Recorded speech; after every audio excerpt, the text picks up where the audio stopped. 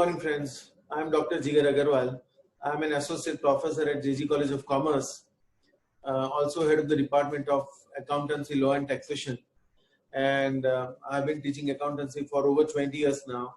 I've taught the students of BCom, MCom, CA, MBA, MCA, and many other professional courses. I'm in this profession because I enjoy teaching, and partly because accountancy is also my favorite topic. It's also my favorite subject, rather. But before I begin anything, let me congratulate all of you that you cleared your FY BCom, and now you are in the second year of graduation. You are in semester 3, and in semester 3, I'm going to discuss the important subject that is called corporate accounting. And in corporate accounting, today I'm going to start with valuation of goodwill. So before I discuss anything about methods and all this, let us understand the meaning of goodwill. है ये क्या goodwill है क्या? तो वैसे तो हम casually बहुत बार यूज करते हैं goodwill, लेकिन what is the meaning of goodwill? तो goodwill ये चीज है. अब normally when you refer to goodwill, आपके दिमाग में कौन से वर्ड्स आएंगे? आपके दिमाग में वर्ड्स आएंगे प्रेस्टीज, नेम, रेपुटेशन, एक बड़ी ब्रांड, एक बड़ा नाम. तो ये सारी चीजें भी गुडविल हैं, पर ये सारे एडजेक्टिव्स हैं and they can not be measured in monetary terms, they can not be express in monetary terms. और आप जानते हो कि अकाउंटेंसी की एक लिमिटेशन है जो पहले ही हम पढ़ चुके हैं क्लास 11 में. क्या है वो ये है कि we don't record the transactions which are not capable of being expressed in monetary terms. अगर उसकी वैल्यू नहीं है, अगर वो पैसे में रिप्रेजेंट नहीं कर सकते, तो वो अकाउंटिंग बुक्स में एंटर नहीं होंगे. तो वो सारी चीजें जो आपने बोली, जो आप सोचते हो रेपुटेशन, इमेज, या जो भी स्टैंडिंग बोलो, जो भी बोलो आप उसको, वो सारी चीजें गुडविल तो है, लेकिन अकाउंटिंग बुक्स में वो नहीं आ सकती. क्यों? क्योंकि वो आप उसको मेजर ही नहीं कर सकते, उसकी कोई वैल्यू नहीं आप बता सकते. ठीक है. तो अकाउंटिंग का गुडविल में सबसे पहली चीज आपको जो ध्यान में रखनी है वो ये है कि गुडविल वो चीज है जो आप मेजर कर सकते हो, जो मोनेटाइज कर सकते हो. ठीक है. आप किसी को ट्रांसफर कर सकते हो, कोई खरीद सकता है, या आप किसी से खरीद सकते हो. That is called goodwill. What is goodwill? Goodwill is that something which can be measured in monetary value, which can be purchased, which can be sold, which can be transferred, even though it is not tangible. वो tangible नहीं है, फिर भी you can buy it and sell it in the market. You can monetize it, उस पर आप value डाल सकते हो, तो ही वो गुडविल है. ठीक है. तो गुडविल के बारे में अब अकाउंटिंग टर्म्स में ये मत सोचना कि एक रेपुटेशन हो या एक इमेज हो. Goodwill is that thing which is expressed in monetary terms, and which why is it goodwill? Because it enhances significantly our firm's earning capability. कैसे? सपोज आपको पिज्जा खाना है, तो आप कोई भी लोकल मार्केट में भी जा सकते हो, कोई अनब्रांडेड रेस्टोरेंट में चले जाओ, एक वेल नोन ब्रांड नहीं है, तो आपको पिज्जा मिल जाएगा 100-150 रुपए में. But if you go to a pizza outlet, आप जानते हो कि वो एक्सपेंसिव आउटलेट है, more expensive than many other outlets. So you know that the same kind of pizza, same size of pizza rather, not same quality, but the same size of pizza will easily set you back by 400-500 rupees a piece. एक pizza 400-500 का आराम से charge करेंगे वो, और आप दोगे भी हैप्पीली. क्यों? वीकेंड्स में आप जाते हो, आप जाओगे पिज्जा हट में, तो you will queue up outside. Weekend पे बाहर वेटिंग होता है. There are people who are queuing up outside just waiting to be let in. क्यों? तो उसका कारण है कि when you have pizza from an eminent outlet like Pizza Hut, तो quality is assured, consistency. आप अगर कोई मांगा आपने XYZ पिज्जा, तो वही टेस्ट, वही कंसिस्टेंसी के साथ years after years. तो ये जो assurance है उसका आप दाम चुका रहे हो. तो 150 रुपए का pizza, you are ready to shell out 500 rupees for a pizza that would normally cost 150 rupees in an unbranded restaurant or in an unbranded food joint, या कोई फास्ट फूड वाला है. तो ये जो आप एक्स्ट्रा पैसा दे रहे हो वो क्या है? एक अश्योरेंस है, गारंटी की आपको वही टेस्ट, आपको बढ़िया क्वालिटी मिलेगी, बढ़िया टेस्ट मिलेगा, सारे जो टॉपिंग्स है वो सारे फ्रेश मिलेंगे. तो इससे क्या होता है? आपके लिए तो बड़ी बात है कि चलो आपने 500 रुपए दे दिए, आपको मस्त पिज्जा खाने मिल गया. But the company earns huge amount of profit because of this loyalty that they have earned with you. ठीक है. तो इसको बोलते हैं गुडविल. दैट मीन्स उनका एक नाम है, पिज्जा हट का पिज्जा यानी एक नाम है, डोमिनोज पिज्जा तो एक नाम है. तो ये जो एक नाम है वो नाम नहीं है सिर्फ, वो आपको क्वालिटी अश्योर करता है, आपको बहुत सारी चीजें रिटर्न में मिलती है. तो इसी को गुडविल बोलते हैं. और इसका सबसे बड़ा consequence, financial consequence for the company, वो ये है कि कंपनी की अर्निंग कैपेसिटी बहुत ज्यादा बढ़ जाती है. तो गुडविल वो चीज है जो कंपनी की बर्निंग नहीं, एक बम्पर अर्निंग कैपेसिटी कंपनी की जो है वो एनहांस करता है, इसको बोलते हैं goodwill. So goodwill is that which significantly enhances the company's earning capacity, that is known as goodwill, जिसको बोलते हैं सुपर प्रॉफिट। अकाउंटिंग टर्म्स में जो कंपनी की एक्स्ट्रा ऑर्डिनरी प्रॉफिट कमाने की जो ताकत है उसको बोलते हैं सुपर प्रॉफिट। ठीक है, तो goodwill is what? Goodwill is intangible, still it is transferable, तो ही गुडविल होगी। Goodwill is that which can be express in monetary terms, तो ही गुडविल होगी। ठीक है, and goodwill is that which significantly enhances a firm's capability or its power to earn or to generate bumper earnings। ये ध्यान में रखना, इसको goodwill बोलते हैं। तो आइंदा as an accountant, as a commerce student, you will never say goodwill means reputation.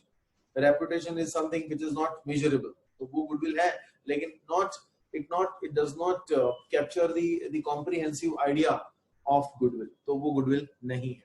All right, I hope you're clear about the meaning of goodwill. Now let's move कि कौन से फैक्टर्स हैं। Let's move to the factors affecting goodwill. Friends, ये याद रखना कि ये factors वाला क्वेश्चन यूनिवर्सिटी में जरूर आता है और एक बड़ा सम आता है। वैसे तो मैं प्रेफर करूंगा, I would advise you to opt for the sum, the numerical. लेकिन अगर 2-3 चीजें, कभी ऐसा होता है कभी कि सम में 2-3 चीजें आप कंफर्टेबल नहीं हो, आपको पता नहीं है, या you have forgotten, you are not feeling confident, तो आपको सम को फिर स्किप करना पड़े। तो कोई ऑप्शन होना चाहिए ना, you must have something as an option. तो ये जो थियरी का क्वेश्चन है वो ऑप्शन आपके पास होगा। तो अगर ये अच्छी तरह से प्रिपेयर करोगे तो इन केस, गॉड फॉरबिड, लेकिन in case you have to attempt the theory, तो आप वो भी लिख पाने चाहिए। ठीक है, और ये क्वेश्चन भी 8 से 10 मार्क्स का आता है उसके और में, वो बड़ा समय उसके और में। तो ये ठीक से समझ लेना, बहुत ईजी है, सिर्फ आपको पॉइंट्स ही याद रखने हैं, बाकी का आप लिख पाओगे एक बार समझ लोगे तो। ऑलराइट, तो let's start with the factors affecting goodwill. इसमें सबसे पहला फैक्टर कौन सा है? The nature of the business. आपका जो बिजनेस है उसका नेचर कैसा है, क्या वो स्टेबल है या अनस्टेबल है। फॉर एग्जाम्पल, आप देखते हो कि रिसेंट जो पेंडेमिक हुआ, कोरोना का जो पेंडेमिक चल ही रहा है अभी, that is still playing out. तो उसमें क्या हुआ कि जो बेसिक बिजनेसेस हैं, they are not adversely affected. Those businesses which sell milk and basic things of basic necessities, वो जो बनाते हैं उसको अफेक्ट नहीं हुआ, वो दे आर प्रीटी स्टेबल, तो उनकी गुडविल बहुत ज्यादा होगी। जो बिजनेसेस बहुत ज्यादा स्टेबल है उनकी गुडविल बहुत ज्यादा होगी, और जो बिजनेसेस की स्टेबिलिटी बहुत कम है, मतलब that depends on market facts या कंज्यूमर प्रेफरेंसेस या फैशन ट्रेंड्स पर डिपेंड करते हैं, उनकी गुडविल बहुत कम होगी। ठीक है, क्योंकि फ्यूचर पता नहीं, because of uncertain future prospects, उनकी गुडविल बहुत कम होगी। ओके, तो क्या समझो इसमें से? Number 1, nature of the business, the more stable the business, the higher the amount of goodwill, the less stable the business, the lower amount of goodwill। ठीक है, पर्टिकुलरली फैशन इंडस्ट्री, उसकी जो गुडविल होती है लग्जरी चीज में, कई luxury जो चीजें होती है उसमें भी उसकी गुडविल कम होती है, because when the markets plummet, जब लोगों के पास पैसे कम हो जाते हैं, when people don't have money to splurge on luxury items, तो इनका मार्केट भी खत्म हो जाता है, तो उनकी गुडविल कम होती है। राइट, तो जितना ज्यादा स्टेबल बिजनेस उतनी ज्यादा आपकी गुडविल होगी। दूसरा पॉइंट जो आप देख रहे हो स्क्रीन पर, वो है फेवरेबल लोकेशन। आपके बिजनेस का लोकेशन क्या है? Where is your business situated? Is it situated at a prime location? तो उसकी गुडविल बहुत ज्यादा होगी। अगर आप अहमदाबाद में देखो, if you consider say SG highway, तो SG हाईवे आपने देखा दोनों साइड पर, on either side आपको मल्टीप्लेक्सेस मिलेंगे, बहुत सारे क्लब्स मिलेंगे, many other spas and बहुत सारी चीजें, they are all located on SG highway. उसका कारण क्या है? क्योंकि SG हाईवे है वो एक एंटरटेनमेंट का हब हो गया है, लीजर क्लब्स और एक लीजर के लिए एक बहुत बड़ा हब हो गया है ये जो एसजी हाईवे है। तो ऑन पूरा स्ट्रेच है उसमें आपको क्लब्स और वो सब मिलेंगे। उसका कारण क्या है? क्योंकि वो प्राइम लोकेशन हो गया। Those people are looking for entertainment, those who want to enjoy, those who want to hang out with friends, those who want to just put the foot down, तो ये ऐसे लोग जो हैं वो they will hit the SG highway. तो एक prime location हो गया बिजनेस के लिए। राइट, तो आपका लोकेशन कहाँ है, आपका बिजनेस कहाँ है? अगर आप क्लब खोल रहे हो अगर एसजी हाईवे पे, तो आपका जो बिजनेस का है, business prospect will be much better. You will generate tremendous amount of business. But if you're located on the unknown outskirts of Ahmedabad, तो आपका बिजनेस कम हो जाएगा, because very few people will be able to visit your club or your business or your outlet. तो आपका business जो है वो compromise हो जाएगा, तो आपकी गुडविल कम होगी। मतलब कहने का है कि अगर आपका बिजनेस प्राइम लोकेशन में, तो आपको गुडविल अच्छी मिलेगी, But if your business is located in an unknown far away place or in some unknown outskirt of a city or in a location which is not exactly accessible, easily accessible, और जो एक distance पर आया है तो उसकी goodwill कम होगी। फिर तीसरा आप जो देख रहे हो स्क्रीन पर वो है कितने साल से लॉन्जिविटी या how many years you spent in the business, वो भी गुडविल तय करता है। That also determines goodwill, right. The longer you have been in the business, the higher will be the amount of goodwill. For example, आप देख लो Times of India. All of us wake up in the morning and we rush to the door out of curiosity. हमको newspaper, we want to pick up the newspaper and read it out of curiosity कि क्या हुआ। तो क्यों सिर्फ Times of India ही है? Why is Times of India the highest selling newspaper of India? ऐसा क्यों है? तो उसका रीजन है कि that company, I hope that you know that it is known as a Times Group. And the company जो है वो उसका मालिक है वो Bennett Coleman and Company Limited. That was established in 1838. That is 180 years back. उतनी पुरानी वो पब्लिशिंग कंपनी है।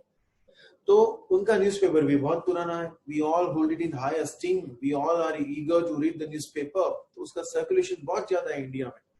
क्यों? क्योंकि बहुत सालों से काम कर रहे हैं, तो उसकी जो क्वालिटी है वो मेंटेन है, उसकी जो ट्रूथफुलनेस है वो मेंटेन है। तो we all have faith, trust in Times of India.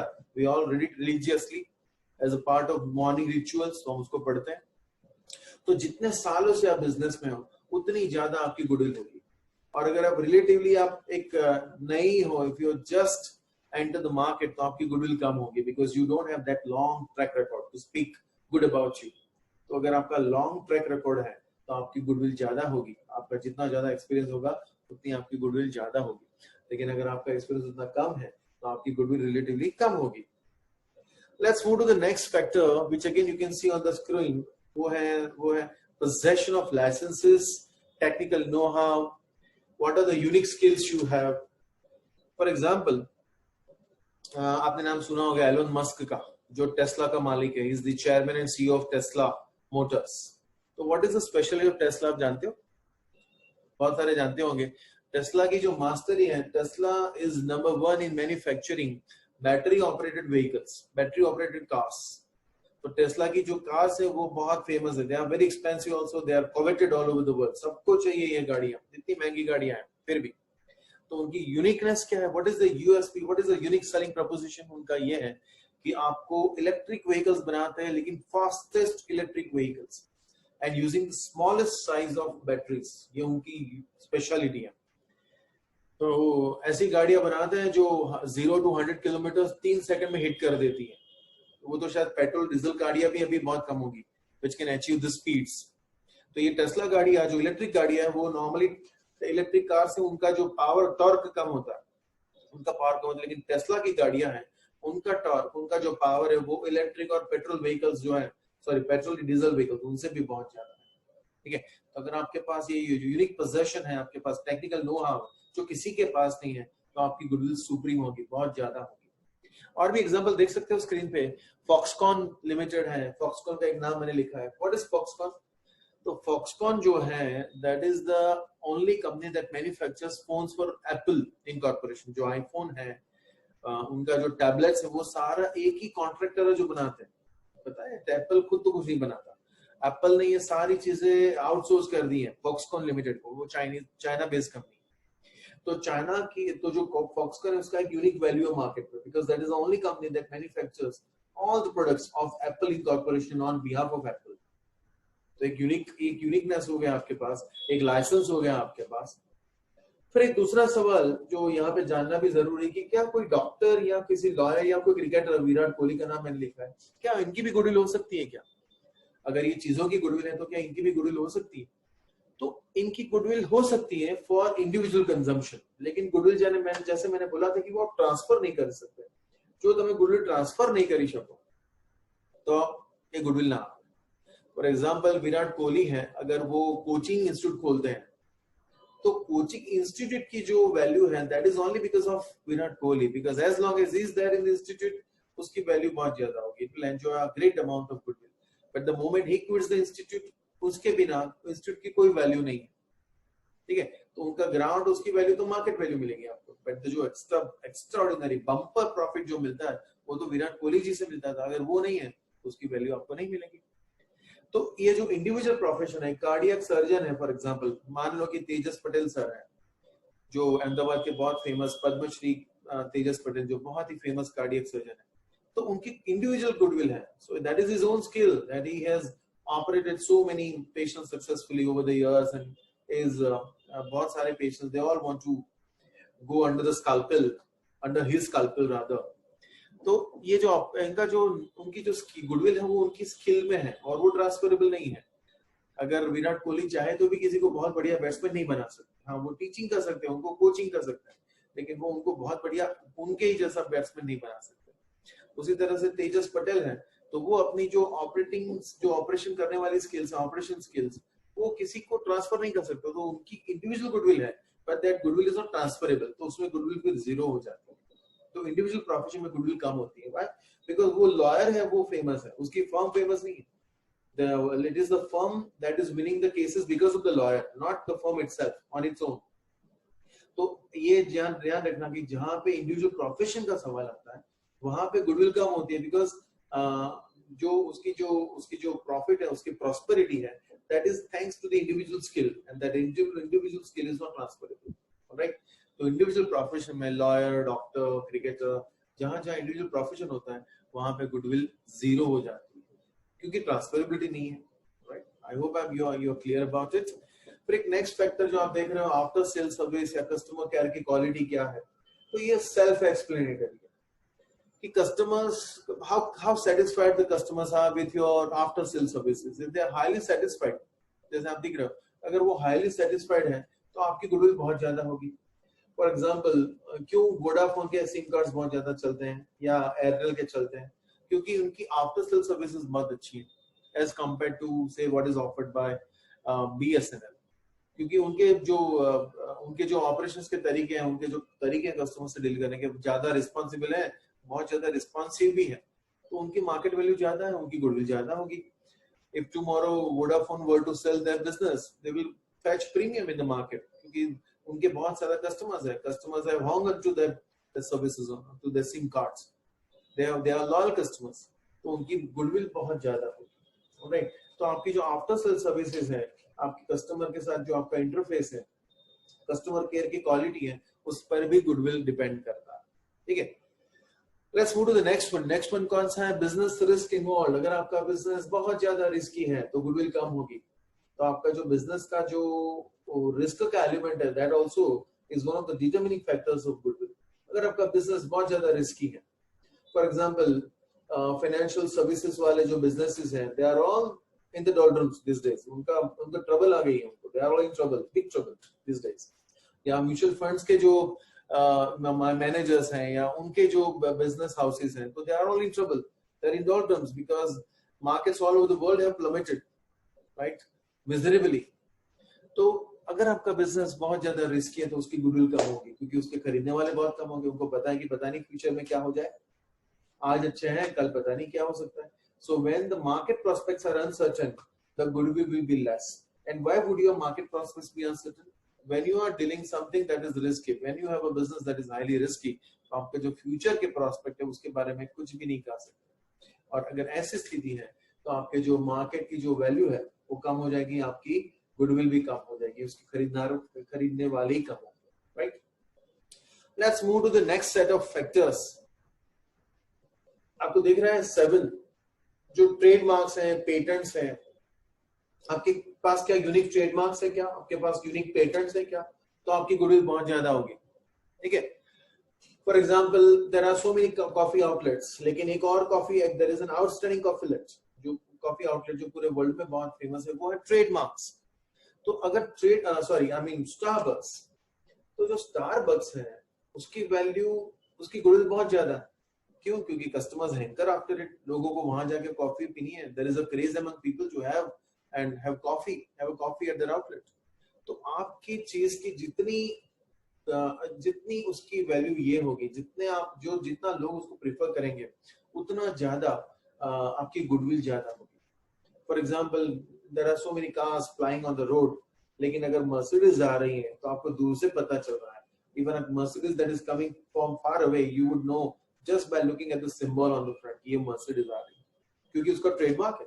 दूर से पता, पढ़ने की जरूरत नहीं, मर्सिडीज का नाम शायद लिखा भी नहीं होता मर्सिडीज, पर उसका जो सिंबल है 3 pronged स्टार उसको बोलते हैं, it is known as a 3 pronged star.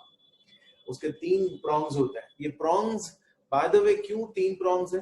Because once upon a time the company wanted to dominate the air, the water and the roads, सबको डोमिनेट करना चाहती है। That is why it developed a symbol जिसमें there are 3 pronged stars. तो ये जो symbol है, वो जो ट्रेडमार्क है, that also is a goodwill.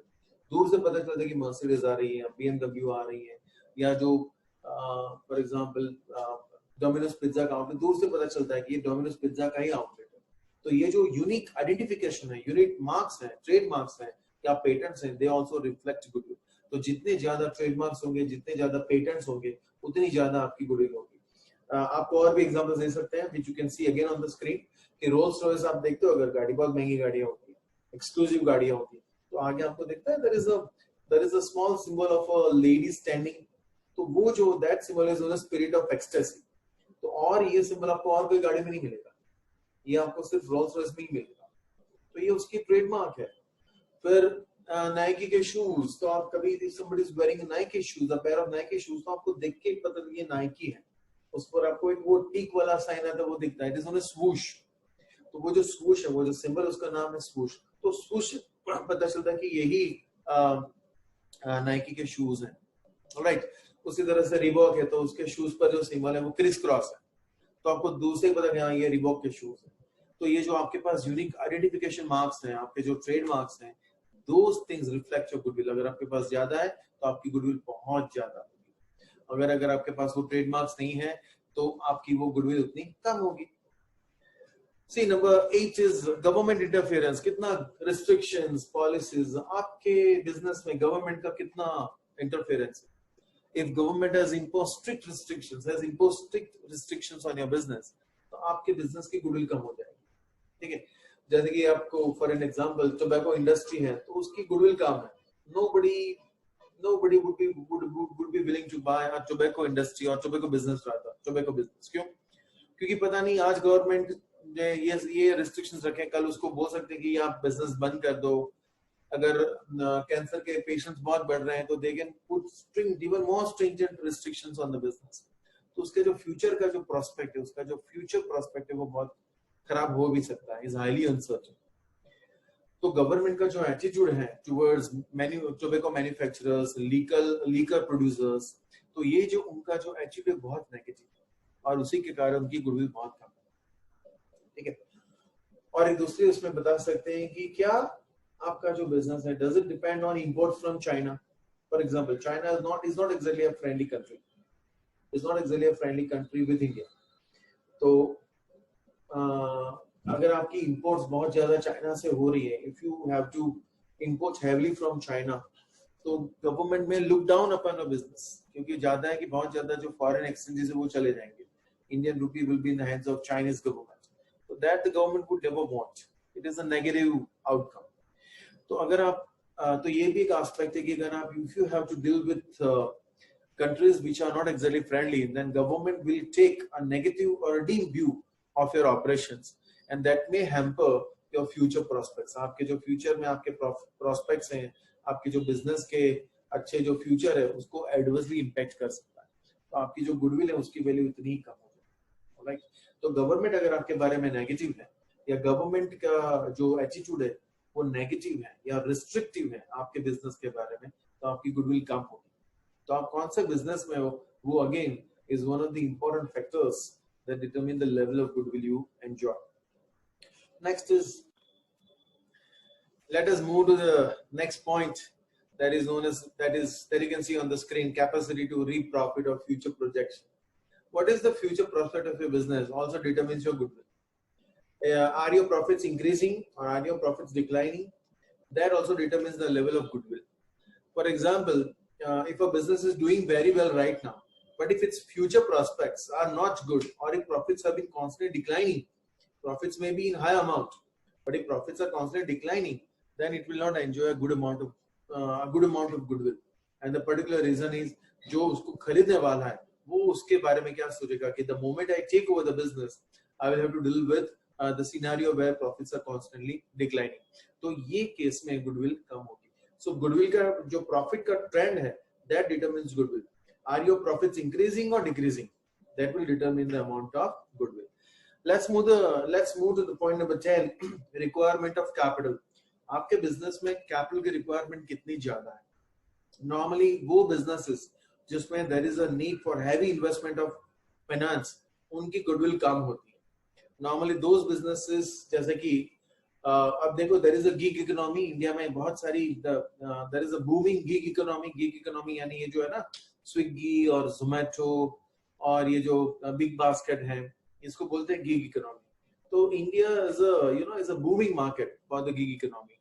तो गिग इकोनॉमी जो है बेसिकली वो है कैश बर्नर्स. बहुत सारे पैसे उसमें डालने पड़ते हैं just to keep them up and running, just to keep them afloat. तो जितने ज्यादा इन्वेस्टमेंट आपको करना पड़ता है, बार बार कैपिटल इन्फ्यूज करना पड़ता है, तो उसकी जो गुडविल है, फ्यूचर रियलाइजेबल वैल्यू जो बिजनेस की है वो कम हो जाएगी. Right? Because it needs frequent infusions of capital. तो जितने ज्यादा फ्रीक्वेंटली पैसे इसमें डालने पड़ते हैं, उतनी ज्यादा उसकी कैपिटल कम होती है, उसकी जो गुडविल है वो कम हो जाएगी. जितनी हैवी कैपिटल, जितनी हैवी अमाउंट उसमें इन्वेस्ट करनी पड़ती है, उसकी गुडविल कम हो जाएगी. बिकॉज व्हाट द सिंपल उसका जो लॉजिक है कि the higher the amount you invest in the business, उतना ही टाइम ज्यादा लगेगा रिकवर करने में, तो उसकी गुडविल एडवर्सली इंपैक्ट होगी. And last is types of customers that you deal with. आपके बिजनेस है, आपका जो इंडस्ट्री है, या आप जिस टाइप की प्रोडक्ट्स और सर्विसेज बेचते हैं, उसमें कैसे कस्टमर्स होते हैं, what kind of customers you deal with. या आपके पर्टिकुलर फर्म में आपको कैसे कस्टमर्स मिल रहे हैं. Are the customers loyal? If the customers are loyal, your goodwill will be very high. But if the customers have shifting preferences, or if fashion trends change frequently, or you are basically dealing with customers who are not basically loyal, तो ऐसे case में आपकी जो goodwill है वो कम हो जाएगी. तो आप कैसे कस्टमर से डील करते हैं वो भी गुडविल डिटरमिन करता है. राइट? तो this are all the factors that you have to remember. See points याद रखना. उसका जो डिस्क्रिप्शन है वो बहुत इजी है. एंड प्लीज यूज जो मैंने आपको एग्जांपल्स दिए हैं वही एग्जांपल्स यूज करो, और आप एग्जांपल से पॉइंट याद रखो. Do the other thing, do the things in a different way. आप एग्जाम्पल से पॉइंट्स याद रखो, तो आपकी जो थियरी लिखने की जो प्रैक्टिस एक्सरसाइज है वो बहुत इजी हो जाए. राइट? तो ये क्वेश्चन जरूर करना एग्जाम्पल के और में. अगर आपको if you are having to attempt this question, तो you should be able to do it with full confidence and you should get good marks also. अब एक और पॉइंट है, आगे चलते हैं. आज मैं एग्जाम्पल्स तो नहीं लेने वाला, लेकिन थोड़ा बेसिक थोड़ी थियरी जान लेते हैं आज कि कब गुडविल आपको वैल्यू करने पड़ेगी. when it becomes necessary to calculate or value goodwill. तो उसको मैंने आपको नीचे देखो, आप देख सकते हैं कि है where a business is conducted by sole proprietor and the same has to be sold. जब बिजनेस आपको बेचना है सोल प्रोप्राइटर को, तो again he will value goodwill. और अगर पार्टनरशिप फर्म है, सोल प्रोप्राइटर लेकिन पार्टनरशिप फर्म है, तो अगर कोई नया पार्टनर आ गया बिजनेस में, या कोई पार्टनर की डेथ हो गई, या आप फर्म डिसॉल्व कर रहे हो, या स्प्लिंटरिंग, तो अगर ये सब केसेस में भी गुडविल को वैल्यू करना जरूरी है. अगर पार्टनर्स मिलकर तय कर दें कि let us set a new profit sharing ratio, तो भी आपको गुडविल वैल्यू करनी पड़ेगी. या फिर कोई दो फर्म्स मिलकर एक नई फर्म बना रहे हैं, when there is an amalgamation of firms, तो भी आपको गुडविल नहीं कैलकुलेट करनी पड़ेगी. फिर एक है अगर कंपनी है तो भी सेम रीजंस तो वही रहेंगे. When the companies want to amalgamate, when the companies go for absorption, when one company acquires a majority stake in another company, तो भी आपको goodwill value करनी पड़ेगी. और for some reasons when the government compulsorily requisition your business, तो भी आपको goodwill value करनी पड़ेगी. So these are the reasons why you have to value goodwill. ये क्वेश्चन भी आता है कभी-कभी 3 या 4 मार्क्स में. State the reasons why it becomes necessary to value goodwill, or list out the occasions on which it becomes necessary to calculate goodwill or to value goodwill. तो आपको इसकी सिर्फ लिस्ट ही बनानी है, डिटेल डिस्क्रिप्शन नहीं देना है, क्योंकि इसके normally this such a question never carries more than 3 marks. तो आपको सिर्फ लिस्ट आउट करना है ये जो ऑकेशंस मैंने बताए वो. फिर let us look at the methods of goodwill. कौन सी मेथड्स हैं? ठीक है, तो मेथड्स में you can see there are two types of methods. पहला है सिंपल प्रॉफिट मेथड और दूसरा है सुपर प्रॉफिट मेथड. तो कौन सी है सिंपल प्रॉफिट मेथड में? सबसे पहली है सिंपल एवरेज प्रॉफिट. ये सारे आप पढ़ चुके हो क्लास 12 में। यहाँ मैं आपको सिर्फ ब्रशअप करूंगा जब एग्जाम्पल्स लूंगा तब, लेकिन अभी सिर्फ नाम जान लो कि कौन सी मेथड्स हैं। सिंपल एवरेज प्रॉफिट, अगर प्रॉफिट्स बढ़ रहे हैं कम हो रहे हैं, आप जानते हो when profits are constantly increasing और डिक्लाइनिंग या डिक्रीजिंग, तो आप यूज करोगे वेटेड एवरेज प्रॉफिट मेथड। अगर आप उसको कैपिटलाइज करोगे when you are given the expected rate of return, तो आप यूज करोगे capitalization of average profit method, ये भी आप वाकिफ हो। And of course last is annuity of profit, annuity of simple profit या वेटेड प्रॉफिट। तो this are the 4 methods under simple profit method. ये 4 मेथड्स हैं वो उसके अंदर आती हैं। Simple average profit, weighted average, capitalization of profit, and last is annuity of profit. Now among the super profit methods, जो उसमें सबसे पहले जो कॉमन है, जो मोस्ट इंपॉर्टेंट है, यूनिवर्सिटी के 99% examples are from this method super profit, क्योंकि उसमें एलाबोरेट कैलकुलेशंस है, वो थोड़ा नीड्स योर अटेंशन, वो ऐसी चीज है। तो जो मोस्ट इंपॉर्टेंट मेथड है इसमें actually among all the methods वो है ये years of super profit, years of purchase of super profit। दूसरा है capitalization of super profit, and third annuity of super profit, और स्लाइडिंग स्केल मेथड। तो ये जो 4 मेथड्स हैं वो मेथड्स आपको यहाँ पे you have to remember this 4 method. Among the super profit methods you have years of purchase of super profit, capitalization of super profit, annuity of super profit and sliding scale method. तो ये सारे methods आपके syllabus में नहीं है। जो most important method जो अभी मैंने आपको बोला, जो सबसे इंपॉर्टेंट मेथड है वो है years of purchase of super profit। तो next time in the next lecture I will discuss all these methods by taking examples from the university question papers, and I'm sure कि आपको बहुत ही easy लगेगा, बहुत ही scoring लगेगा, and you'll be extremely comfortable solving examples from the chapter. Okay, so enjoy, wish you all the best, and see you next time.